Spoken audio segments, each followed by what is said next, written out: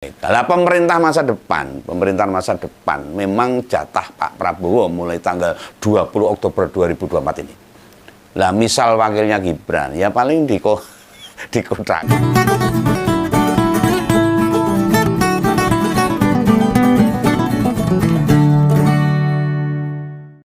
Masih tetap Om Begawan ngomongin pilkada. Yes, tetap ini lagi usum pilkada, pokoknya sampai blokek ngomongin pilkada ini. Lah hingga minggu awal ini jadwal kampanye pilkada serentak seluruh Indonesia akan digelar. Tapi ini Begawan kok ora tau moco nih, tidak pernah lihat ini. Atau info lah, kira-kira keluarganya Pak Mulyono sama anak-anaknya pada mau turun bantuin pilkada di mana ya? Kan ora mungkin seluruh Indonesia. Pasti akan memilih kota-kota yang dia maui. Lah pas stamping ini belum ada kabar atau cerita dari ngomoles di berbagai wilayah yang ngebel ke saya, kira-kira enak jadwalnya keluarga Pak Mulyono yang ikut kampanye. Belum ada bocoran lah itu. Ngandani saya belum ada itu. Ya mereka kemana? Oh iya, kampanye itu boleh, kampanye akbar kok boleh. Panggungnya gede itu, dangdutan itu boleh itu.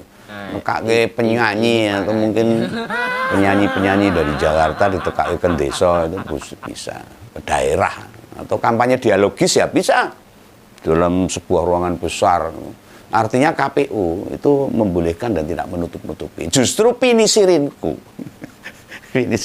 penasaran itu.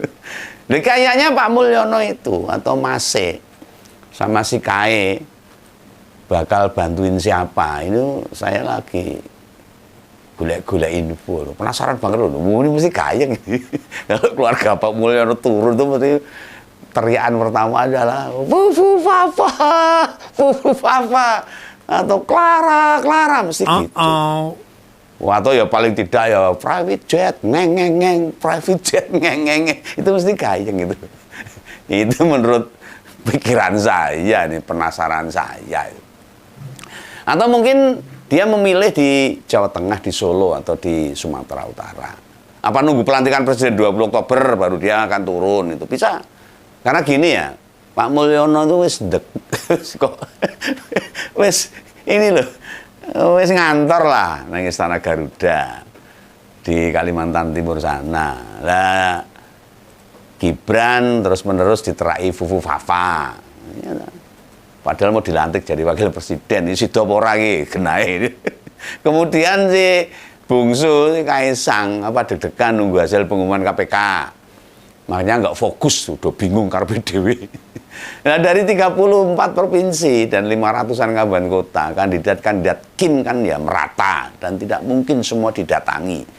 Wah, nekani 34 provinsi bengep. Apa Ketua Umum Gerindra? Malah menolak mereka ikut kampanye. Pak Prabowo bilang mboten samawon Pak, mboten sah turun di kampanye, kok malah jadi olok-olokan. Mungkin loh itu. Nggak usah turun berorasi lah.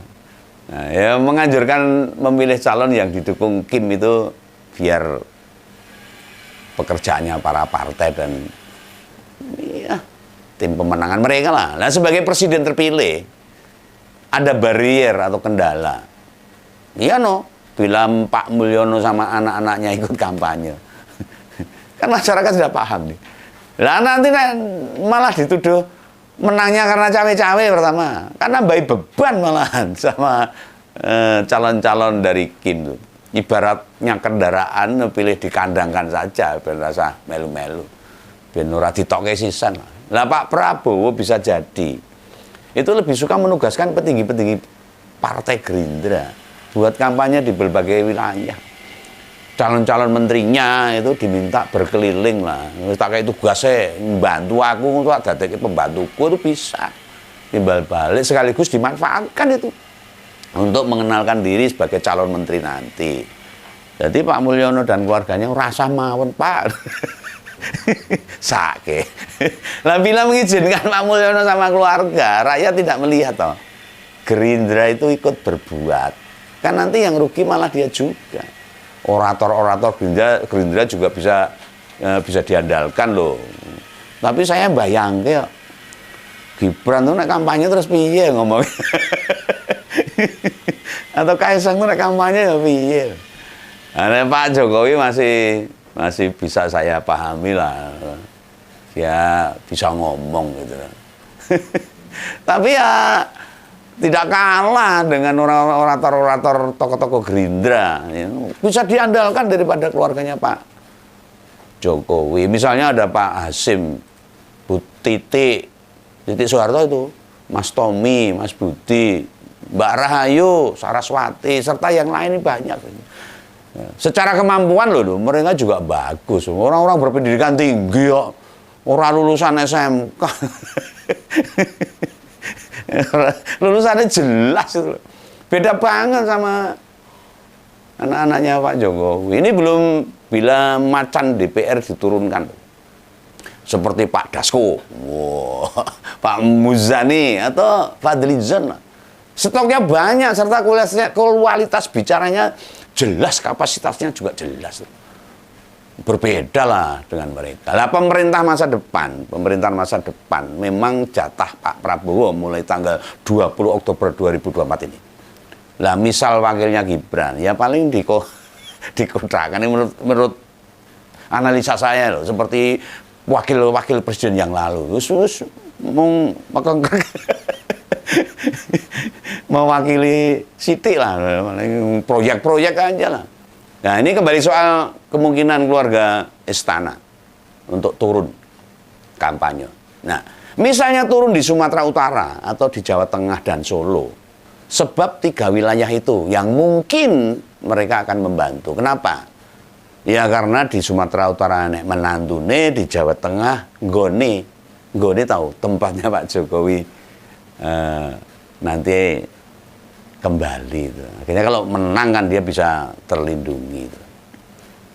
Iya toh. Di Sumut itu menantu presiden loh, Mas Bobi itu loh, yang Clara. Lah masa disuruh panggung sendiri loh. Lah andalannya orang-orang lokal. Ya orang mungkin pasti akan dibantu. Lawannya juga gak sembarangan loh. Lawannya Bobi itu Pak Edi Rahmayadi. Itu incumbent.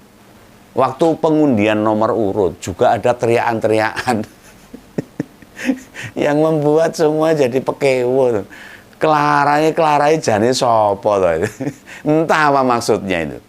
Begawan ra paham. Apa hubungannya nama Clara dengan undian KPU yang diteriakan lawan-lawan politiknya.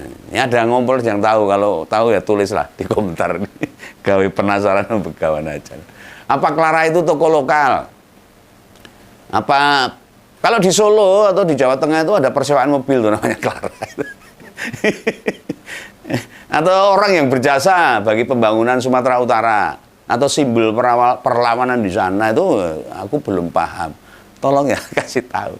Nah, lalu di Jawa Tengah pasangan yang didukung istana kan non partai itu Pak Lutfi mantan Kapolda, itu orang dekatnya Pak Jokowi. Sekali lagi saya katakan pasangannya Gus Yassin itu DPD terpilih loh, itu suaranya terbanyak loh dari Jawa Tengah, cawagup incumbent lagi.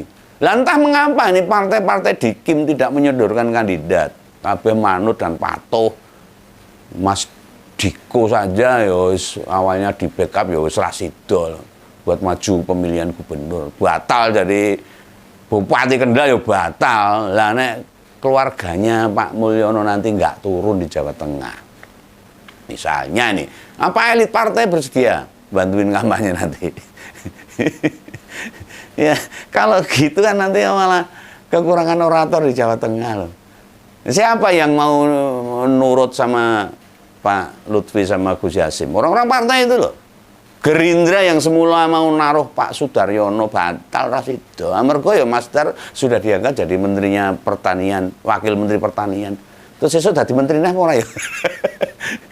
Ya orang Gerindra ya pasti diambil lagi lah sama Pak Prabowo. Ya baru sekarang ini loh. Seorang presiden itu bisa ngatur-ngatur partai-partai, diatur semua.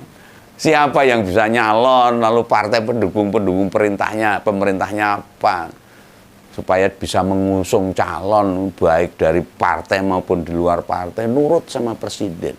Presiden itu jenggolnya itu harusnya kan netral loh. Tapi ini baru kali ini ya-yaan kemana-mana ini.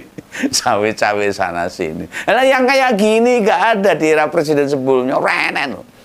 Mayoritas ya orang partai. Meski hanya calon kepala daerah atau wakilnya orang partai. Bukan hanya di pilgub.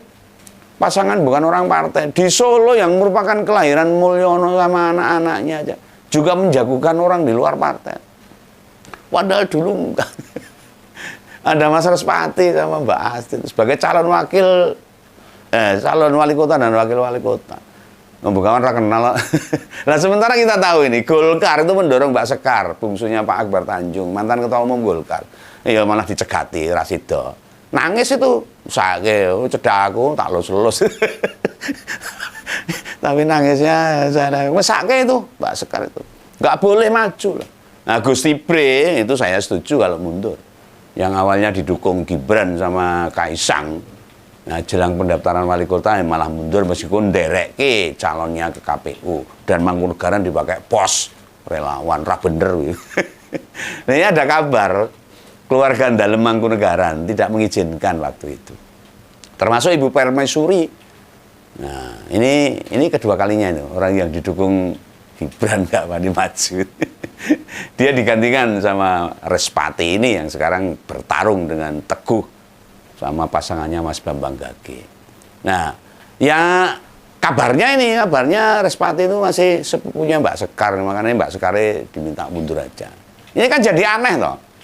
Modal kuatnya kan ada pada Mbak Sekar loh. Lalu digantikan Respati. Yang bukan orang partai lagi. Juga selama ini tidak nimbrung di politik, makanya tidak dikenal di Solo itu. Nah, pertanyaan besarnya, yang menyodorkan Respati ke Mulyono itu siapa ya? Wih, ampuh ini orangnya ini. Di detik terakhir loh, ganteni Gus Tibre ini detik terakhir. Dengan gambaran tadi, hampir dipastikan di Solo dan Jawa Tengah, Pak Mulyono tidak akan ngucul ke atau bahasanya ucul stang lah, pasti akan dikawal, akan dicawe-cawe atau tidak membiarkan mereka berjalan sendiri, pasti di backup.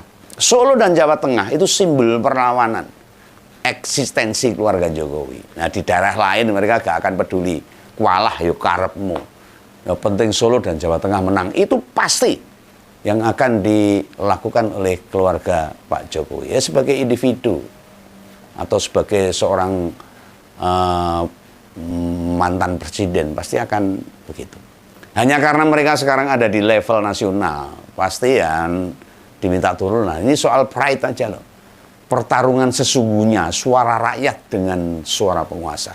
Ini antara penguasa dan suara rakyat akan bertarung di Solo dan Jawa Tengah. Nah, semua dikembalikan pada wong Solo dan wong Jawa Tengah. Masih gampang terlena enggak? Masih gampang sembako enggak? Masih gampang janji-janji enggak? Yang akhirnya keluarga Pak Jokowi menikmati apa yang dia dapatkan. Tapi rakyat menikmati apa? Gas larang, beras larang, sekolah larang. Enak. Pilpres dan pemilu kemarin itu, ini pembelajaran yang luar biasa. Negara ini bakal makin mencengkeram erat rakyatnya seandainya yang milih tidak sadar diri. Warga melek politik atau tidak, itu ujian sesungguhnya ya di pilkada Solo dan Jawa Tengah. Hati-hati warga Jawa Tengah, khususnya di kota Surakarta. Salam kawan, salam ngumpul. Dadah.